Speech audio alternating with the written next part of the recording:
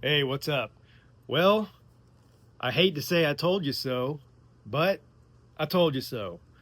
In all seriousness, I'm not surprised about what happened last night in Charlottesville. Florida State is obviously a very talented team, but going on the road on a short week, on a Friday night in the ACC, this happens all the time.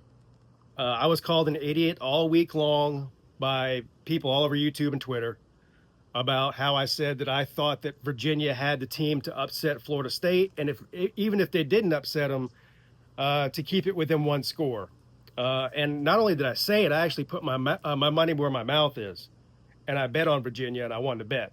Look, it's not because I wanted Florida State to lose or anything, although I am a Tony Elliott fan, and this had some ramifications in the ACC last night. I don't think people realize that's a big loss for Florida State in the ACC and a big win for Virginia in the ACC. Virginia has one loss to NC State, but that was a non-conference game. They both needed a game to fill in a non-con game, so they scheduled each other. So it did not count against their ACC record. So right now, Virginia's sitting there undefeated in the ACC with a win against Florida State, and Virginia's undefeated. So look, Florida State, they've got a game this week, the toughest game probably under schedule this year. They've still got to play both Clemson and Miami. Now, say what you want to. I mean, I don't think Clemson's good enough to beat Florida State. I just don't think they have the offense to do it like Virginia did. Virginia's offense is miles ahead of Clemson. So I hope I'm wrong. The game's in Death Valley. Obviously, I want Clemson to win that game, but I'm not too confident about it. But right now, you've got Louisville undefeated. You've got Miami undefeated. You've got Georgia Tech undefeated. And you've got Virginia undefeated in the ACC. They're not undefeated overall. So the ACC race right now is still a deadlock, and a lot of these teams have to play each other. So it's going to be a lot of fun to see what ends up happening as the season progresses in the ACC. Last night reminded me, and a lot of other people from Clemson, or a lot of other fans, just how great Tony Elliott was at Clemson. If you watched that Virginia offense last night, you had flashbacks of Clemson in 2015's, the national championship run teams with Tony Elliott and Jeff Scott. Tony Elliott runs a bully ball, run the ball first offense. That's what he does. And when he's got the guys to do it, when he's got the offensive line and the running backs and the quarterback to run that system, it's what you saw last night. It's a scoring machine. It's hard to stop. Even when Clemson had generational quarterback talent, they still were a run-first team. And that's the way that Tony Elliott recruits. That's the way that Tony Elliott calls the game. That's the way he schemes. That's the way they call the game. And look, they've got a great offense. I told people all week going into this game, because everyone was just, so high on Florida State. Florida State's going to win this by 3 scores. They beat Alabama, blah, blah, blah, blah. I'm like, y'all must not have been watching the Virginia for the first few weeks of the season. They're averaging over 45 points a game. That Chandler Morris, he's got, going into last night, he had like over 1,300 yards passing. So this is a real deal offense, and they can run the ball, son. And they got multiple guys can do it.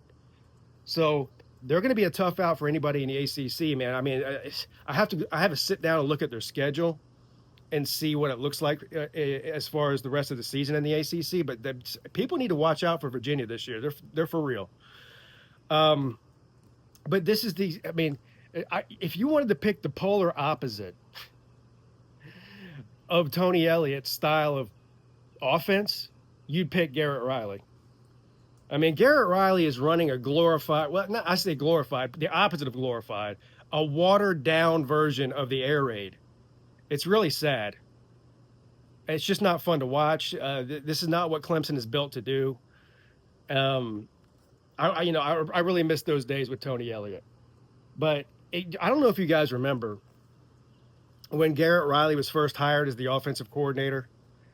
he said, or he was asked by the media, they're like, "Are you running?" Because he's a protege of Mike Leach. He worked under Mike Leach. Of course, we all know the great Mike Leach was an air raid guy. Well, they asked Garrett Riley, "Are you going to run the air raid system here at Clemson, like Mike Leach did?" And he goes, "No, we're going to run the dirt raid," meaning they're going to run the ball. Well, that didn't last long, did it? Because Cade Klubnik in the loss to Syracuse threw the ball 60 times. You go back and watch the Mike Leach games when he's running the air raid, and you'll see about that 50 to 60 passes a game. So this is just, and again, I know I'm repeating myself over and over again, but Cade Klubnik threw the ball 60 times in a football game where Adam Randall was averaging almost 10 yards per carry. So it wasn't like they couldn't run the ball. They were running the ball effectively. They still decided to throw the ball 60 times. Tony Elliott he'll just run it. He's exactly what Clemson should be doing right now. We're going to run it down your throat until you can stop us from doing it.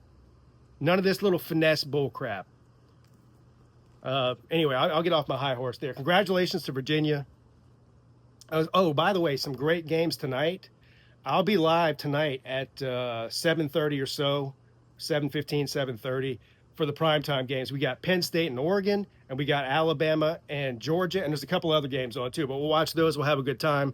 I don't have to worry about watching my Tigers lose this week, so just come hang out, and we'll have a good time. See y'all later.